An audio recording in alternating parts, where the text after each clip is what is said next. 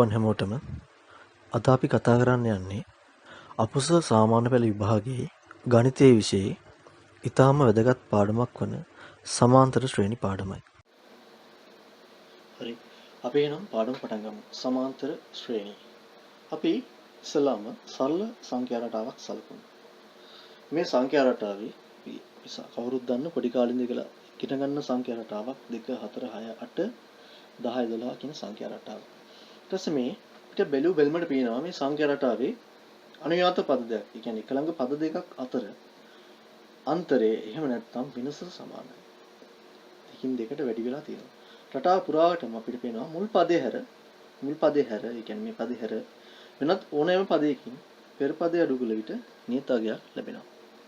ඒක චුට්ටක් පැත්තකින් තියලා අපි බලමු සමාන්තර ශ්‍රේණියක් කියන්නේ මොකක්ද කියලා. සමාන්තර ශ්‍රේණියක් කියන්නේ ඇත්තටම සමාන්තර ශ්‍රේණියක් කියන්නේ මුල් පදේ නොවන ඕනෑම පදයකින් ඊට පෙර පදේ අඩු කළ විට නියත අගයක් ලැබෙනසේ ඇති සංඛ්‍යා අනුක්‍රමණයකි. ආය පාරක් කියන්නම් සමාන්තර ශ්‍රේණියක් කියන්නේ මුල් පදේ නොවන ඕනෑම පදයකින් ඊට පෙර පදය අඩු කළ විට නියත අගයක් ලැබෙනසේ ඇති සංඛ්‍යා අනුක්‍රමණයක්. හරි. ඊළඟට දැන් අපි ගත්තොත් එහෙම මේ දැන් අපි කලින් සංඛ්‍යා රටාව අයපාරක් සැලකුවොත් එහෙම මුල් පදයේ හැර ඒ කියන්නේ මේ දෙක හැර ඕනෑම පදයකින් ඊට පෙර පදය අඩු කළ විට නියතගයක් අපිට ලැබෙනවා. ඒ කියන්නේ ඒ අනුව අපිට කියන්න පුළුවන් මේ සංඛ්‍යා රටාව මොකද්ද? සමාන්තර ශ්‍රේණියක් විදියට හඳුන්වන්න පුළුවන්. ඒ වගේම සමාන්තර ශ්‍රේණියක මුල් පදය නොවන ඕනෑම පදයකින් පෙර පදය අඩු කළ විට ලැබෙන නියත අගයට අපි කියනවා පොදු අන්තරය කියලා. ඒකට පොඩි සරල සමීකරණයක් මෙතනදී ඔයාලට දැක් ගන්න පුළුවන්. හරි මේසි. ඊළඟට අපි බලමු මේ අපි දැන් හඳුනාගත්ත සමාන්තර ශ්‍රේණියක් කියලා. ඒ සමාන්තර ශ්‍රේණියේ අන්තරය පොදු අන්තරය කොහොමද? පොදු අන්තරය වෙනවා 4 2 8 6යි. උත්තරය 2යි. එතකොට මේ අන්තරේ නියත හින්දා අපිට මේ සංඛ්‍යා ශ්‍රේණිය අපිට හඳුන්වන්න පුළුවන් සමාන්තර ශ්‍රේණියක් විදිහට. ඒ වගේම මේ 2 කියන මේ අන්තරය අපිට හඳුන්වන්න පුළුවන් මේ සමාන්තර ශ්‍රේණියේ පොදු අන්තරය විදිහට. හරි. මේ සමාන්තර ශ්‍රේණිය දැන් අපි ඉගෙන ගත්ත මොකද්ද සමාන්තර ශ්‍රේණිය කියන්නේ කියලා. ඊළඟට පොදු අන්තරය කියන්නේ මොකද්ද කියලා අපි ඉගෙන ගත්තා. ඒ හින්දා අපි බලමු ඉගෙන ගත්ත දැනුමින් කොහොමද සමාන්තර ශ්‍රේණියක් අපි අඳුනගන්නේ. ඒ වගේම කොහොමද පොදු අන්තරය හොයන්නේ කියලා. උදාහරණ කිහිපයක් තියෙනවා. උදාහරණ දෙකක් තියෙනවා. අපි බලමු මේ සංඛ්‍යා ශ්‍රේණි දෙකේ මේ දෙක සමාන්තර ශ්‍රේණියක් වෙනවද? සමාන ශ්‍රේණියක් වෙන්නේ නැත්නම් සමාන ශ්‍රේණියක් වෙනවනම් පොදු අන්තරය කීයද කියලා අපි හොයමු.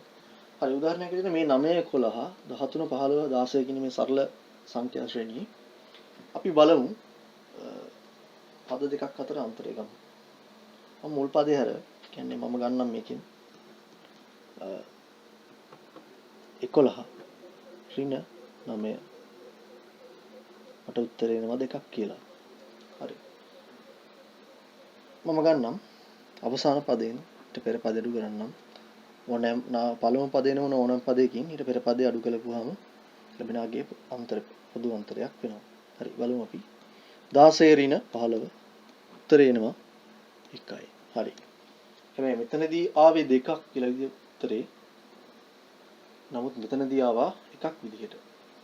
එතකොට අපිට කියන්න පුළුවන්ද මේ සංඛ්‍යා ශ්‍රේණිය සමාන්තර ශ්‍රේණියක් විදිහට අපිට හඳුන්වන්න පුළුවන්ද? බෑ. මේක සමාන්තර ශ්‍රේණියක් වෙන්නේ නැහැ. හරි. ඊට පහළින් දින සංඛ්‍යා ශ්‍රේණිය පොඩ්ඩක් සලකමු. අපිට තියෙනවා ඊගමු ඍණ 5 අඩු කිරීම ඍණ 8. උත්තරය අපිට එනවා ධන 3ක්. ඒ වගේම මම අවසාන පදේ ගන්නම් මේක 4 අඩු කිරීම 1 ධන 3ක්. එතකොට ඔන්න අවස්ථා දෙකකදී අපිට ආවා 3. ඒ වගේම තව අවස්ථාවක් ගමු ඔන්න 1 ඍණ 2 ධන 3. හරි. දැන් එතකොට අපිට පේනවා එතනදී ගොඩක් දුරට එන්නේ එකම අගයක් නියත අගයක් මේ සංඛ්‍යා ශ්‍රේණිය පුරාවටම. ඒ හින්දා අපිට පුළුවන් මේක සමාන්තර ශ්‍රේණියක් විදිහට අර්ථ දක්වන්න. ඒ වගේම මේ සමාන්තර ශ්‍රේණිය පොදු අන්තරය විදිහට අපිට කියන්න පුළුවන් මේ ධන 3 කියන ඉලක්කය. එතකොට දැන් අපි දන්නවා සමාන්තර ශ්‍රේණියක් හඳුනගන්නේ කොහොමද කියලා. ඒ වගේම අපි දන්නවා දැන් සමාන්තර ශ්‍රේණියක පොදු අන්තරය හොයන්නේ කොහොමද කියලා. හරි ඊළඟට අපි බලමු සමාන්තර ශ්‍රේණියක n වෙනි පදයේ සොයන විදිය. සමාන්තර ශ්‍රේණියක n වෙනි පදයේ සොයන. හරි. සමාන්තර ශ්‍රේණියක පළවෙනි පදයට අපි කියනවා t1 කියලා. ඒ වගේම දෙවෙනි පදයට කියනවා t2 දෙවෙනි පදය. ඒ වගේම තුන්වෙනි පදයේ t3. ඒ වගේ 10 වෙනි පදයේ t10, 20 වෙනි පදයේ t20 විදිහට හඳුන්වන්න පුළුවන්. ඒ වගේම n වෙනි පදයට අපි හඳුන්වනවා tn කියලා. හරි. අපි n වෙනි පදේ ගන්නේ කොහොමද කියන එක පාද උදාහරණයක් සලකමු. හරි ඔයාලට පේනවා මේ පල්ලෙහා දෙන සමාන්තර ශ්‍රේණිය පොඩ්ඩක් සලකන්න. 2 5 8 11 14. මේක සමාන්තර ශ්‍රේණියක්. අපි බලමු මේකේ පොදු අන්තරය වෙනවා 5 ඍණ 2 උත්තරය වෙනවා 3. ඊට පස්සේ දැන් අපි අර t දාපු ආකාරය t1 වෙනවා එතකොට 2 t2 වෙනවා 5 t3 වෙනවා 8 t4 වෙනවා 11 t13 අපිට හොයන්න කියලා කියනවා. හරි. දැන් නිකමට හිතලා බලන්න මේ සමාන්තර ශ්‍රේණිය මෙහෙම 3 3 එකතු කරගෙන ගිහිල්ලා t13 හොයනවා කියන එක ඇත්තටම ටිකක් අසීරු කාර්යයක්. එහෙම අපිට හොයන එක ටිකක් අසීරු. අපි දැන් බලමු ඊළඟට කොහොමද මේකට සමීකරණයක් ගොඩනගන්නේ ලේසියෙන්ම මෙහෙම එකතු කරලා යන්නේ නැතුව ඊටාම කෙටියෙන් කොහොමද මේක t13 හොයාගන්නේ කියලා. හරි අපි කලින් කිව්වා වගේ මෙන්න සංඛ්‍යා රටාවේ ඉහත ආකාරයට ලියා දක්වමින් 13 වන පදයේ සෙවීම තරමක් අසීරු කටයුත්තක්. එම නිසා මෙවැනි සමාන්තර ශ්‍රේණියක ඕනෑම පදයක් සෙවීම සඳහා යොදාගත හැකි සූත්‍රයක් ගොඩනගෙන ආකාරය බලමු. හරි. හරි. t1 හැදෙනවා මෙහෙම 2 ධන 1 ඍණ 1 වතාවක් 3. උත්තර එනවා 2. ඒකම සුළු වෙන්නේ වරහන් ඇතුලේ සුණාම එකින් එකක් අඩු වුණාම බිඳුවයි 3 අරක් බිඳුවයි. ඒතකොට ඉතුරු වෙන්නේ 2 විතරයි. t2 එනවා 2 ධන 2 ඍණ 1 වතාවක් 3. එතකොට වරහන් ඇතුලේ සුළුනහම දෙකෙන් එකක් අඩු වුණාම 1යි 1 වරක් 3 3යි 9 2යි 5යි. ඔය ආකාරයට t13 ගත්තාම 2 ධන ඒ කියන්නේ මුල් පදයේ ධන 13 ඍණ 1 ගුණ කිරීම 3. ඒකට උත්තර එනවා 13 එකක් ගියාම 12යි 12 වරක් 3 36යි 36 2 38යි. ඒක ඔය විදිහට අපිට t200 ගන්න පුළුවන්. 2 ධන 200 ඍණ 1 ගුණ කිරීම 3. උත්තරේ 599ක් එනවා. tn වෙනි පදෙත් මේ විදිහට ගන්න පුළුවන්. tn සමානයි t2 ධන n ඍණ 1 වතාවක් කියන්නේ n වෙනි පදේ කියන එක අපි දන්නේ නැහැ. n ඍණ 1 වතාවක් 3. මෙතන හැම වෙලෙම පේනවද මේ 13 නම් 13න් එකක් අඩු වුණාම වාරයක් අපි පොදු අන්තරය එකතු වෙනවා. ඔව් ඒක ඇත්තනේ. මොකද හැම වෙලෙම පොදු අන්තරය එකතු වෙන්නේ පළවෙනි පදයට එක පොදු අන්තරයක් එකතු වුණාම තමයි අපිට එක පොදු අන්තරයක් එකතු වුණාම අපිට දෙවෙනි පදේ ලැබෙන්නේ. දැන් ආකාරය ගත්තොත් එහෙම ධන 3. දෙවෙනි පදයේ තුන්වෙනි පදේ ලැබෙන්නේ පළවෙනි පදයට පොදු අන්තර දෙකක් එකතු වුණාම.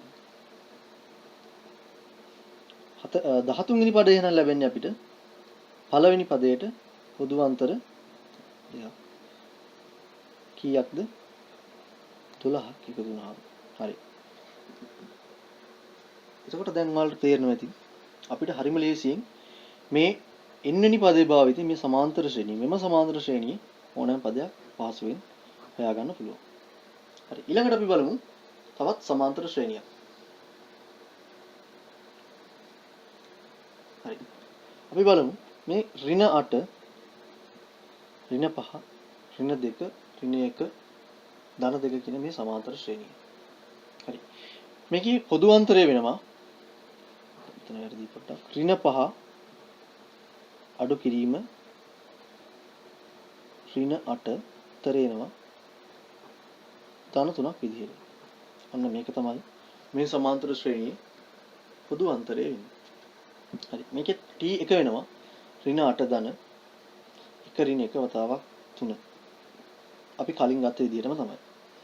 මේකෙත් ඔයාලට පේනවා ඇති t n වෙනි පදේ අරන් තිනවා ඍණ 8 ධන n ඍණ එක වතාවක් පොදු අන්තරය 3. මේක තමයි n වෙනි පදේ.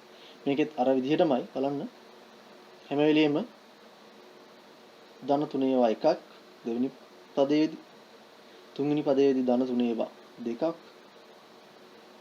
එහෙනම් 23 වෙනි පදයට අපි හොයන්න ධන 3 ඒවා කීයක්ද 22ක් ඉන්න ඕනේ. හරි.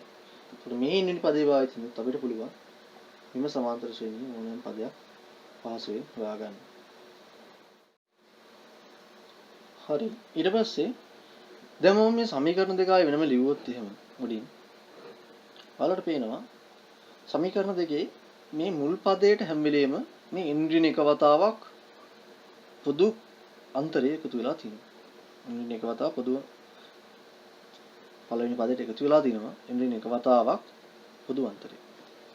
හැබැයි දැන් කෙනෙක්ට හිතෙන්න පුළුවන් කොහොමද මේක පළවෙනි පදයේ මේ ගන්න එකට මෙතන එක ඍණ එක නෙන්නේ කිසි තේරුමක් නැහැ නේද මෙතන පොදු අන්තරයෙන් ගුණ කරන එක. ඒකට කොහොමද බිඳුව නේද ගුණ දෙය කියලා.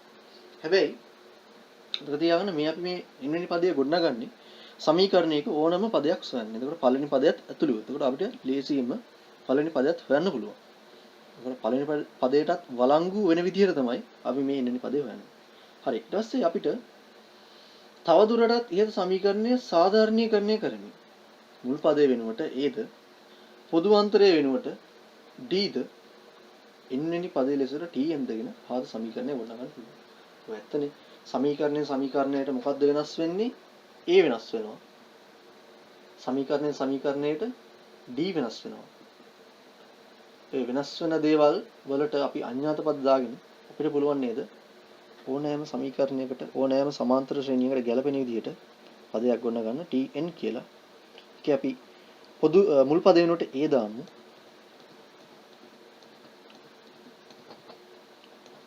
n ඍණ 1 ගුණ කිරීම d. මේ පදේ පාවිච්චි කරන්න පුළුවන් අපිට ඕනෑම සමාන්තර ශ්‍රේණියක් ආශ්‍රයෙන් ගැටලු විසඳන්න. හරි. ඊට පස්සේ අපි උදාහරණ කීපයක් බලමු. කොහොමද මේකෙන් පාවිච්චි කරලා අපි ගණිත ගැටලු හදන්නේ කියලා. හරි. සමාන්තර ශ්‍රේණියක පොදු අන්තරය 4ද කියන්නේ අපි ලියාගමු. එතකොට d 4යි. 26 වන පදය t 26 105ද වේ නම් මුල් පදයේ සොයන්න. ඒ හොයන්න කියලා තියෙනවා. හරි. 26 වෙනි පදය. ඒ කියන්නේ නම් n වෙන්නේ කීයද? 26 එන් තමයි 26. අපි මේ සමීකරණ දාමු. tn සමානයි a ධන n ඍණ 1 වතාවක් d. tn කියන්නේ t 26 a දන්නේ නැහැ. n 26 ඍණ 1 d සමාන වෙනවා 4ට. t 26 දන්නවා අපි 105 දන්න 105යි. 26න් එකක් ගියාම 25යි. 25 වතාවක් 4. තව ටිකක් මෙහාට ගත්තොත් 105 සමානයි 25 4ක් 100යි. a ධන 100. මේක සරල සමීකරණයක්. සුළු වුණාම අපිට උත්තරය එනවා. a වලට උත්තරයක් එනවා අපිට 5යි කියලා. හරි. මේ වගේ ගණිත ගැටලු තමයි අපිට සරල සමීකරණ වලින් විසඳන්න තියෙන්නේ. ඊටාම ලේසි. හරි. ඊළඟට බලමු අපි ඊළඟ උදාහරණය. සමාන්තර ශ්‍රේණියක මුල් පදය ඍණ 32ද 12 වන පදය එකද නම් පොදු අන්තරය සොයන්න. එතකොට මුල් පදේ ඍණ 32 කියන්නේ a සමාන වෙනවා. එතකොට ඍණ 32ට 12 වන පදේ t12 සමාන වෙනවා 1ට පොදු අන්තරය සොයන්න d සොයන්න කියලා තියෙනවා. හරි. කලින් වගේම අපි දාලා බලමු. a ධන n ඍණ 1 වතාවක් d ට මුල් පදය අපි දන්නවා ඍණ 32යි 12 වන පදේ t12 1යිලු 12ට 12 වන පදයෙන් තාවක් d 12 වන පදේ දන්නවා 1යි කියලා ඍණ 2 ඍණ 32 11 වතාවක් d අපිට මේ ඍණ 32 අයින් කරගන්න පුළුවන් මෙතනට ධන 32ක් දාලා. අපිට මේක කැපෙනවා. තාම අපිට මෙහෙන් එකතු වෙනවා ධන 32ක් 33 සමානයි 11 වාරයක් d. එතකොට 11න් බෙදුවාම t p වලට උත්තරයක් එනවා අපිට 3යි කියලා. හරි. දැන් අපි දන්නවා සමාන්තර ශ්‍රේණියක කොහොමද මේ n වෙනි පදේ භාවිතයෙන් හරිම ලේසියෙන් ගැටලු විසඳන්නේ කියලා. හරි. ඊළඟට අපි බලමු සමාන්තර ශ්‍රේණියක මුල් පද n හි එවික්කේ සෙවීම කොහොමද වෙන්නේ කියලා. හරි. අපි බලමු මේ 2 5 8 11 කියන සංඛ්‍යා ශ්‍රේණිය සමාන්තර ශ්‍රේණිය මුළු පද පහේ එකතු ගන්නදී අපිට ගන්න පුළුවන් හරිම ලේසියෙන් වලට පේනවා 2 ධන 5 ධන 8 ධන 11 ධන 14 උත්තර එනවා 40. හරි. හැබැයි අපිට කිව්වොත් එහෙම කලින් වගේම මේකෙදිත් මුල් පද 15ක එකතු හොයන්න කියලා මේ විදිහට මේක එකතු කරා යන්නේ එක ටිකක් අමාරුයි. ටිකක් නෙමෙයි හුඟක් අමාරුයි. ගොඩක් කාලය යනවා. එතකොට විභාගෙදි මේ වගේ ගැටලුවක් ආවොත් එහෙම අපරාධ වෙලාව නষ্ট වෙනවා. ඒ හින්දා අපි කෙටි ක්‍රමයක් හොයමු. මේක හදන ඉතින්. මම ලියන්නම් මේකේ දැන් අපි මුල් පද පහේ එකතු ගන්න මෙතන S5 කියලා ගමු. පදවල එකතු ගන්න S වලින්. ඊට පස්සේ ගත්තාම මම ලියාන යනවා 2 5 8 11 14 කියලා ලියාගෙන එක සමීකරණයක් විදිහට අරගෙන අංක එක කියලා නම් කරනවා. ඊට පස්සේ මම ආයෙ පාරක් මේ S5 කියන එක ගන්නවා. කොහොමද හැබැයි අනිත් පැත්තට 14 11 8 5 2 කියලා එකතු කරනවා. ගැටලුවක් නැහැනේ. එකතු කිරීමක් නෙවෙයි. ඒ නිසා කිසිම ගැටලුවක් නැහැ. උත්තරේ 40ම එනවා. ඊට පස්සේ මේ සමීකරණය මම නම් කරනවා අංක 2 විදිහට. ඊට පස්සේ මම මේ 1 හා 2 කියන සමීකරණ දෙක ආයෙ එකතු කරනවා. එකතු කරපුවාම S5 ධන S5 එකතු වෙනවා. හැබැයි මම මෙතන පොඩි වෙනසක් කරනවා. මම කරනවා මෙතන මේ පදේ උඩ තියෙන පදේ පල්ලෙහා තියෙන පදේට එකතු කරනවා. එතකොට මම 2 ධන 14 5 ධන 11 8 ධන 8 11 ධන 5 14 ධන 2 මේ විදිහට එකතු කරනවා. හරි. එකතු කරපුවාම ඔයාලට පේන හැම වෙලේම ඉන්නේ මොකද්ද? 16ක්. මේ දෙක එකතු කරපුවාම හැම වෙලේම ඉන්නේ 16ක්. 16ක්. මේ 16 කියන එකම අපිට කියන්න පුළුවන් මෙහෙම. අපි ගත්තොත් මේක පළවෙනි පදේ කියලා. මේක අවසාන පදේ කියලා. මේ 16 කියන්නේ පළවෙනි පදේ සහ අවසාන පදේ එකතුව. ගත්තොත් L කියන්නේ අවසාන පදේ පළවෙනි පදේ දෙක. එතකොට මේ 16 කියනවා පළවෙනි පදේ සහ අවසාන පදේ කියන්නේ පස්වෙනි පදේ. අපිට අවශ්‍ය වෙන පද පහක එකතුව විතරයි. එකතුව කියලා. හරි. ඊට පස්සේ අපි දැන් මේක සමීකරණ යටට සුළු වුණාම දෙකක් S5 සමාන වෙනවා 5 වතාවක් 16ට. හරි. ඔයාලට පොඩ්ඩක් බැලුවොත් පේනවා දැන් මේ 5 කියන්නේ මොකක්ද කියලා. 5 කියන්නේ අපිට අවශ්‍ය පද ගණන නේද? අපිට අවශ්‍යන්නේ මේ සංඛ්‍යා ශ්‍රේණියේ පද කීයක එකතුවද? 1 2 3 4 5ක එකතුව. ඒ 5 තමයි මෙතෙන්ට අවිල්ලා තියෙන්නේ. ඒකට මේක සමීකරණය තව පොඩ්ඩක් සුළු වුණාම එනවා S5 සමානයි 5 බෙදීම 2 නොකිරීම 16. එතකොට Sn වෙනවා Sn සමාන වෙනවා අපි 5 වෙනුවට දාගමු. එතකොට මේක n වෙනි ඕනෑම සමීකරණයකට වළංගු වෙන්න අපි හදුවොත් එහෙම එතන 16 වෙනවා a ධන l. එහෙනම් Sn සමානයි n බෙදීම 2 n බෙදීම 2 ගුණ කිරීම a ධන l. හරි. මේ සමීකරණ පාවිච්චි කරලා පුළුවන් අපිට සමාන්තර ශ්‍රේණියක ඕනෑම පද ගණනක එකතුව සොයන්න. ආයෙ පාරක් කියන්නම් මෙතන Sn කියන්නේ අපිට සෙවීමට අවශ්‍ය පද ගණන දැන් පද ගණන n කියන්නේ අපි දන්න ඒත් පද ගණන a කියන්නේ මුල් පදය l කියන්නේ අවසන් පදය. හරි. දැන් ඊට පස්සේ අපි මේක පාවිච්චි කරලා අපි අර ගානට උත්තරයක් හොයමු බලන්න. Sn n5 බෙදීම 2 a 2 l 14.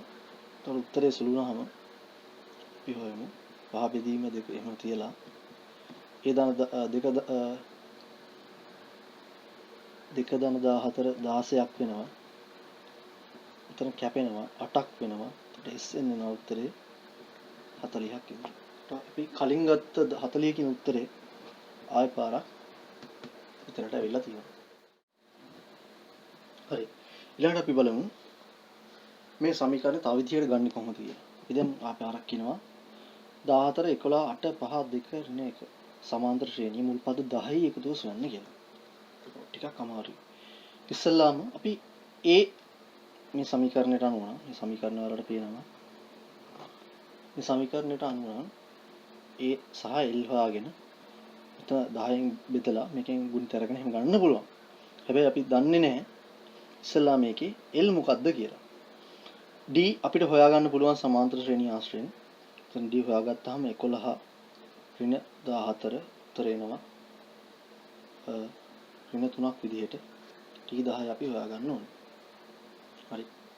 ඊට පස්සේ ඉස්සල්ලාම එහෙනම් අපි මොකද කරන්න ඕනේ? මෙතන මේ T10 හොයාගන්න අපිට මොකද්ද පාවිච්චි කරන්න පුළුවන්? අපි මුලින්ම ඉගෙන ගත්ත මේ n වෙනි පදේ පාවිච්චි කරන්න පුළුවන්. ඒක අපි මේ l වෙනුවට මෙතනින් රිංග ගත්තොත් අපිට පුළුවන් හරිම ලේසියෙන් මේකේ උත්තරයක් ගන්න. එතකොට අපි දාන්න ඕන T එතන l වෙනුවට අපි මෙතනට මේක දානවා a ධන n ඍණ එක වාරයක් d. එතකොට මේක යටට සුළු වුණාම මෙහෙම එකක් එනවා. 2ක් a ධන n ඍණ එක වාරයක් d. හරි. එතකොට අපිට මේ සමීකරණය පාවිච්චි කරලා පුළුවන් අපි L දන්නේ නැති අවස්ථාවකදී පද ගණනක ඓක්‍ය ගන්න. එතකොට දැන් අපි මේක සුළු කරමු. Sn t t s 10 එතකොට එනවා 10 බෙදීම 2 2ක් a 2 ගුණ කිරීම a 14 ධන n ඍණ n වෙනවා 10 ඍණ 1 තවක් ඍණ 3. එතකොට 28 ධන 9 වරක් ඍණ 3 උත්තරේ එනවා 28 ධන 27 ඍණ 27 ගුණ කිරීම 5. එතන 28 ඍණ 27ත් එක්ක සුළු වුණාම ධනයක උත්තර එනවා 5 වරක් 1. හරි. එතකොට S10ට එන්නේ කොහොම උත්තරයක්ද? උත්තරේ 5යි කියලා. ඒකට අපිට ඔන්න දැන් මම නැවතතාවක් කියන්න අපි පාවිච්චි කරපු සමීකරණේ මේක තමයි අපි මූලිකව ගත්තේ. හැබැයි ඒ ආශ්‍රයෙන් අපි මේ සමීකරණය ගොඩනගුවා. අපි මොකද එල්වෙනි පදේ දන්නේ නැතුවට. දැන් ඔන්න අපි මුළු පාඩම පුරාවටම සමීකරණ තුනක් කතා කරා. එල්වෙනි පදේ හොයන්න a ධන n ඍණ එක වතාවක් t. ඊට පස්සේ අපි එකතු හොයන්න පාවිච්චි කරා මේක. ඒ ඇසුරෙන්ම අපි ගොඩනගුවා මොකක්ද මේක.